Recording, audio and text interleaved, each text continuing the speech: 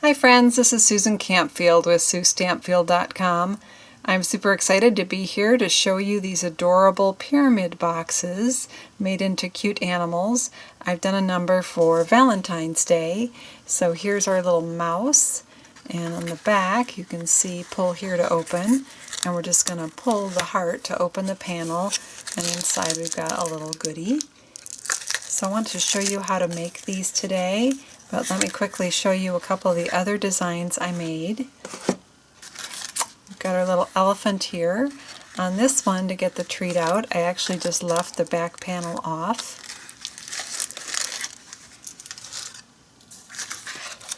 And we have our lion. And we've got a little saying on the back that I printed off on my computer. And he has a side opening to get the treat out.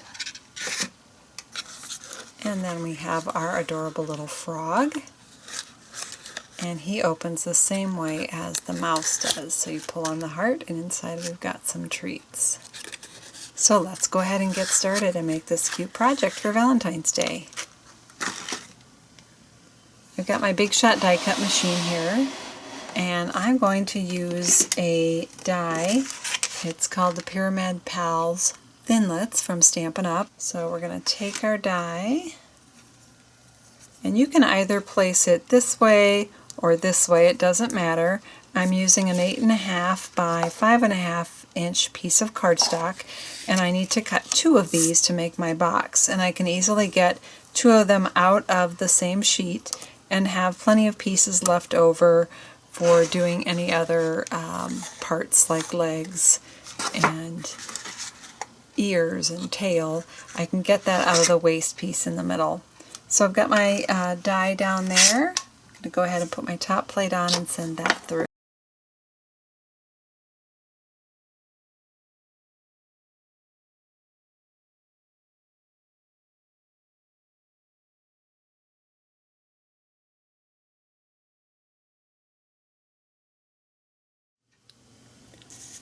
So for the mouse, I only need the 2 pieces for the box. That's all I need to cut out of my dies. It's got some parts for some of the other animals, but for the mouse I actually used some regular punches. So let me show you how to do that. I've got a scrap here of pink pirouette cardstock, and my 1-inch punch, and my 3/4 inch circle punch. So the pink I'm going to punch with the 3/4 inch circle punch. This is going to be the inside of the ear. And with my 1-inch circle punch, I'm going to go back into my waist piece here and punch out the outside part of the ear. 2 of those. I recommend you do all your stamping or embellishments while the piece is flat. It's just a lot easier to work with. And I'm going to stamp. I'm going to use the Playful Pals stamp set, which has eyes and noses and embellishments and all sorts of things. Now if you don't have this stamp set, you can just grab a marker and draw the face on yourself.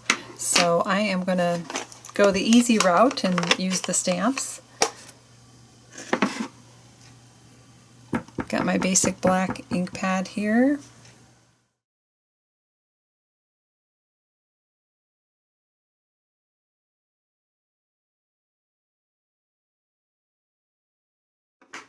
So there we have our little mouse face. Let me zoom in so you can see that. There we go. And we're going to go ahead and add the ears. So I'm just going to take a little bit of adhesive here.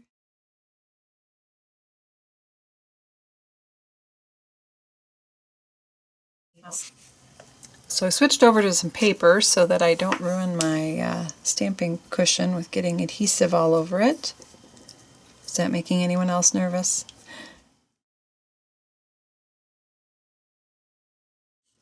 Attach my ears. One of the advantages of liquid glue is if you want to reposition it, you've got a little bit of a window to do that before it dries.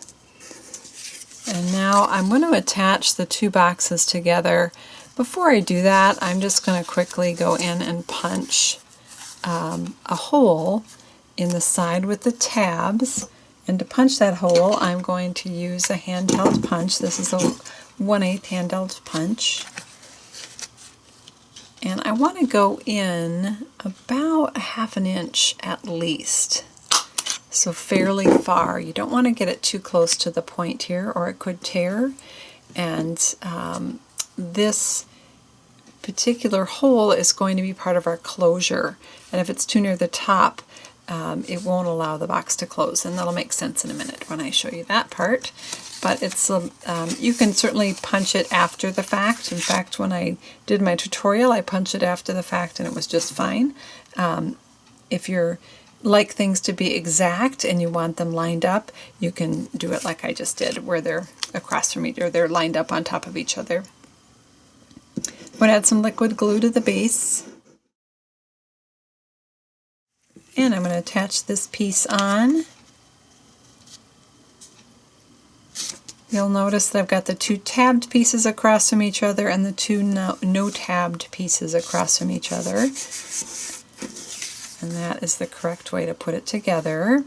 So now we're going to fold up the sides and we're going to glue the side panels to the front panel. That is going to be permanent, but we're not going to glue the back panel because that's how they're going to open the box.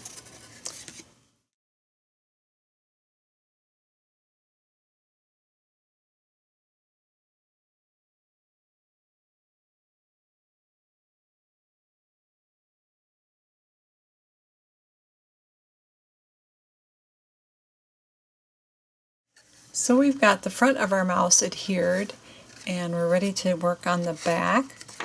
With the ribbon that will help with our closure, we want to go with 10 inches. And we could have threaded this through before we assembled the front. That's how I did it in the step-by-step photo tutorial.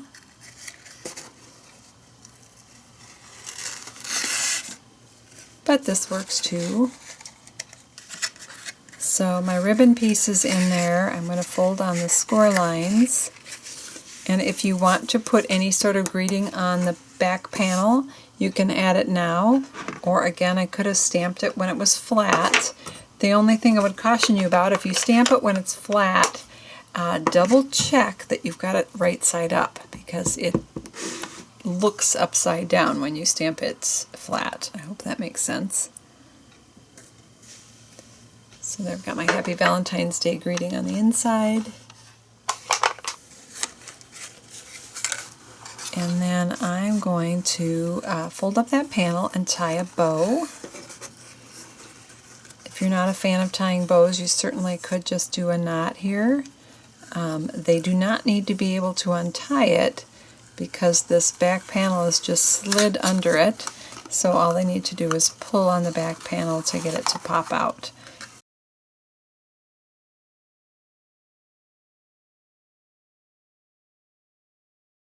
So we've got our bow there, and we can just trim those ends.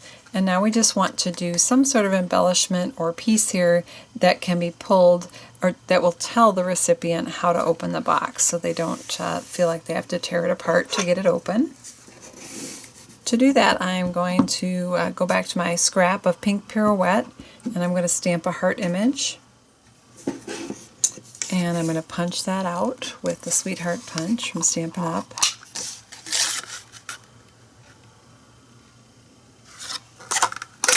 You could use any embellishment for this that you want.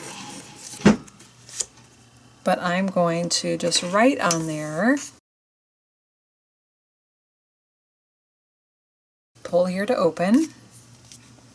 And then on the back I'm going to put a couple of dimensionals and I'll stick that on the back of my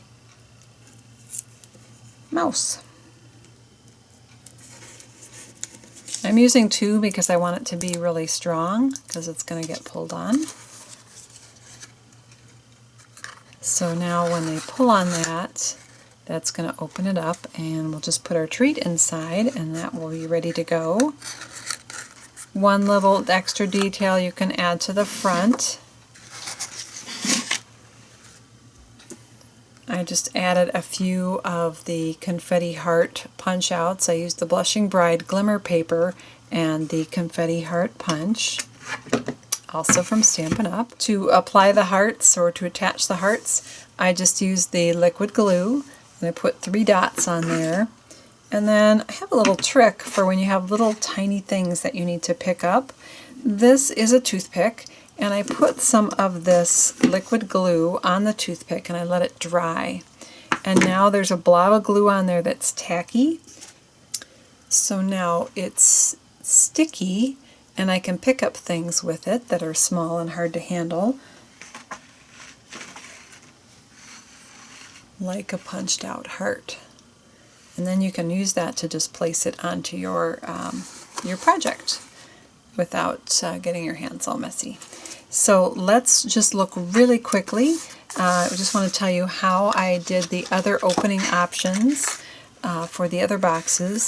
So on the lion, I punched a 1-inch hole in the side of the box before I assembled it. You want to punch that hole pretty far down so that you don't interfere with assembly of the box or to cut into the sides at all. And then I've just got Tootsie Rolls in this one. The lion parts, the fringe is actually one of the framelits that comes with the pyramid box dies. You could also do the same effect with some fringe scissors or just your snips or your regular scissors cut repeatedly.